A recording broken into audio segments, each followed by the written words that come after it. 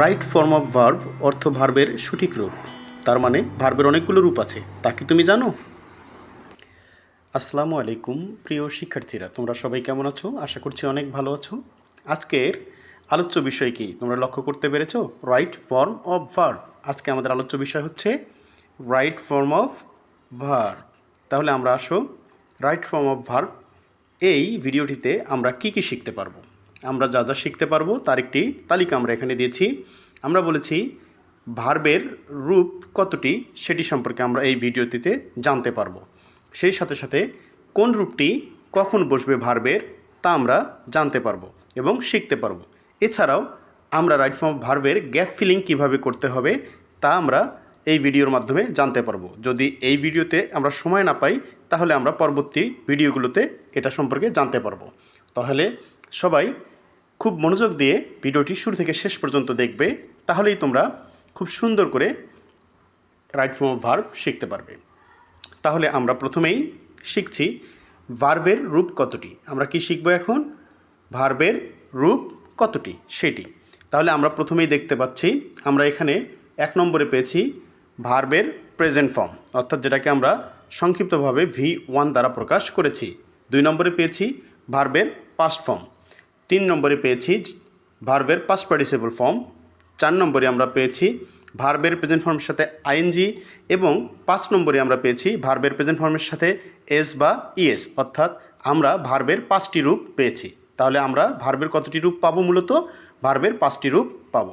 এবার চলে আসো ভার্বের প্রেজেন্ট ফর্ম, যেটাকে আমরা V1 দ্বারা প্রকাশ করেছি, সেইটা কখন কখন বসবে।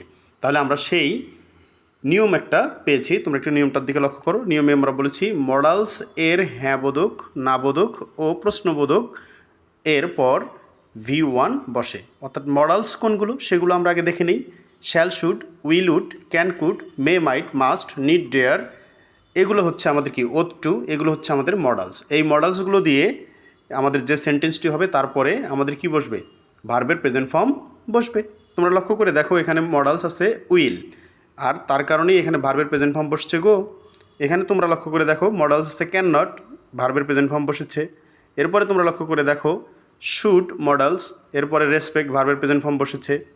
এরপরে তোমরা লক্ষ্য করে দেখো মাস্ট মডালস, এরপরে ভার্বের প্রেজেন্ট ফর্ম হেল্প বসেছে। এরপরে তোমরা লক্ষ্য করে দেখো মে নট আমাদের এখানে মডালস, এরপরে দেখো রেইন ভার্বের প্রেজেন্ট ফর্ম বসেছে। তার মানে আমরা এখানে যতগুলো উদাহরণ দিয়েছি এগুলো মডালসের উদাহরণ দিয়েছি এবং মডালসের পরে কি বসে? ভার্বের প্রেজেন্ট ফর্ম বসে।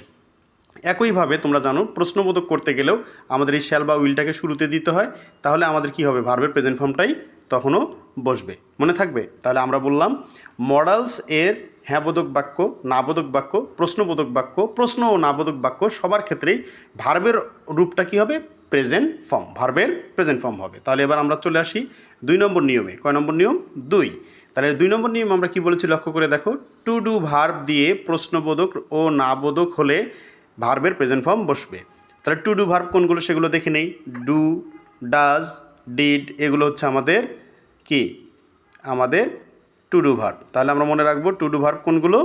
Do, does, did. এগুলো দিয়ে হ্যাঁবোধক বাক্য হতে পারে, নাবোধক বাক্য হতে পারে, প্রশ্নবোধক বাক্য হতে পারে। এগুলোর পরে আমাদের কি বসবে? ভার্বের প্রেজেন্ট ফর্ম বসবে। তোমরা লক্ষ্য করে দেখো এখানে ডু নটের পরে ভার্বের প্রেজেন্ট ফর্ম রাইট বসেছে, ঠিক আছে। এখানে দেখো ডাজ নটের পরে ভার্বের প্রেজেন্ট ফর্ম কি বসেছে? রিড বসেছে। এরপরে তোমরা লক্ষ্য করে দেখো ডিড নট, এরপরে ভার্বের প্রেজেন্ট ফর্ম কী বসেছে? টেক বসেছে। তাহলে আমরা এখান থেকে একটা নিয়ম পেয়ে গেলাম, নাবোধক বাক্য যদি do not, does not, did not দিয়ে হয় তাহলে তারপরে কি? ভার্বের প্রেজেন্ট ফর্ম বসবে। অনুরূপভাবে তোমরা লক্ষ্য করে দেখো আমরা প্রশ্নবোধক বাক্য করেছি ডু, এটার পরে দেখো যে ভার্বের প্রেজেন্ট ফর্ম বসেছে সি। অনুরূপভাবে তোমরা দেখো ডাজ, ভার্বের প্রেজেন্ট ফর্ম বসেছে টেক। অনুরূপভাবে দেখো প্রশ্ন করেছি ডিড দিয়ে, আর ভার্বের প্রেজেন্ট ফর্ম বসেছে কি? কল। তাহলে আমরা এখান থেকে কি শিক্ষা পেলাম? এই নিয়মটি হচ্ছে টু ডু ভার্ব এর ক্ষেত্রে আমাদের কি করতে হবে? টু ডু ভার্ব যদি সাহায্যকারী ভার্ব হিসাবে থাকে তাহলে আমাদের অবশ্যই ভার্বের কি বসবে? প্রেজেন্ট ফর্ম বসবে। তোমরা লক্ষ্য করতে পেরেছো উদাহরণগুলো থেকে, ঠিক কি না? তাহলে এবার চলে আসো আমরা 3 নম্বর নিয়মে চলে আসি। 3 নম্বর নিয়মে আমরা কি বলেছি? 3 নম্বর নিয়মে বলেছি প্রিপোজিশন টু এর পর ভার্বের প্রেজেন্ট ফর্ম বসে। প্রিপোজিশনটা কি হতে হবে? টু। আমাদের অনেকগুলো প্রিপোজিশন আছে, তার মধ্যে যদি প্রিপোজিশন টু থাকে এরপর যদি ভার্ব বসাতে হয় তাহলে ভার্বের কোন রূপটা বসবে? ভার্বের প্রেজেন্ট ফর্মটি বসবে।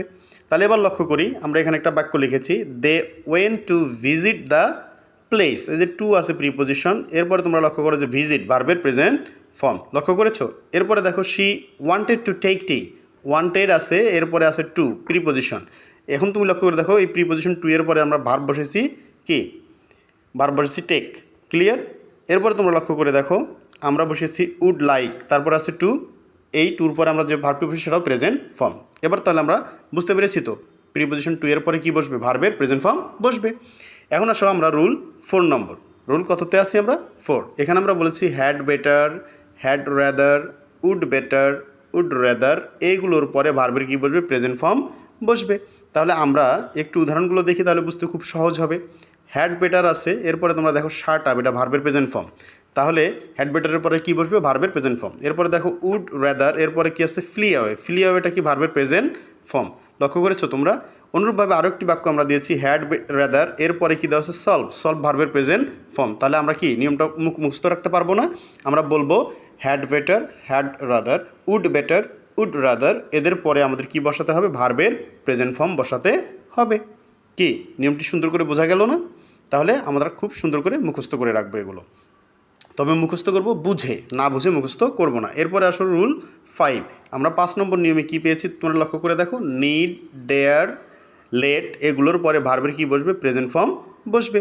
তাহলে আমরা একটু লক্ষ্য করি উদাহরণগুলো লক্ষ্য করলে আমরা খুব সুন্দর করে বুঝতে পারবো। তাহলে লেট, নিড, ডেয়ার, এগুলোর পরে ভার্ব বসলে তারপরে কি বসবে, সেটা কি কোন রূপে বসবে, ভার্বের প্রেজেন্ট ফর্মে বসবে। তোমরা লক্ষ্য করে দেখো আমরা বলেছি we let him enjoy the movie, এই যে এনজয় কথাটা যে লিখছে এটা ভার্বের প্রেজেন্ট ফর্ম। এখানে দেখো লেট আছে, লেটের পরে যখন আমরা একটা ভার্ব বসেছি এটা প্রেজেন্ট ফর্মে বসাইছি। অনুরূপভাবে তোমরা লক্ষ্য করে দেখো how dare you do it, এই যে ডু এটা আছে ভার্বের প্রেজেন্ট ফর্ম, এই ডেয়ার থাকার কারণে এখানে ভার্বের প্রেজেন্ট ফর্ম ডু বসছে। অনুরূপভাবে তোমরা লক্ষ্য করে দেখো নিড নট, এরপরে দেখো টক, এই টকটা আমাদের কি ভার্বের প্রেজেন্ট ফর্ম। তাহলে নিডের পরে যখন আমরা কী বসাবো, ভার্ব বসাবো, তখন সেটা কী হবে, ভার্বের প্রেজেন্ট ফর্ম হবে। আশা করি তোমাদের বুঝতে কোনো অসুবিধে হয়নি।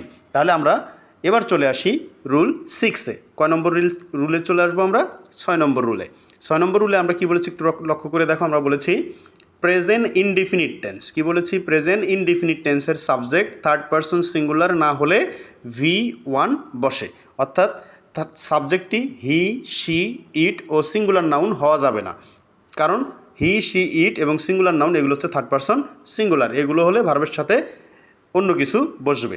তাহলে আমরা লক্ষ্য করে দেখি এখানে আমাদের সাবজেক্ট আছে আই, এটার সাথে দেখো প্রেজেন্ট ইনডিফিনিট টেন্সের বাক্যের ক্ষেত্রে বাই বসছে, ভার্বের প্রেজেন্ট ফর্ম। এরপর দেখো সাবজেক্ট আছে উইটা হচ্ছে ফার্স্ট পারসন প্লুরাল, এখানে দেখো ভার্বের সাথে কি আছে, প্লে, অর্থাৎ ভার্বের প্রেজেন্ট ফর্ম। এরপরে দেখো ইউ সেকেন্ড পারসন আছে, এরপরে আমরা ভার্ব নিছি লাইকটা কি ভার্বের প্রেজেন্ট ফর্ম। এরপরে দেখো আমাদের থার্ড পারসন প্লুরাল আছে, আমরা এখানে কি নিয়েছি, রেসপেক্ট, ভার্বের প্রেজেন্ট ফর্ম।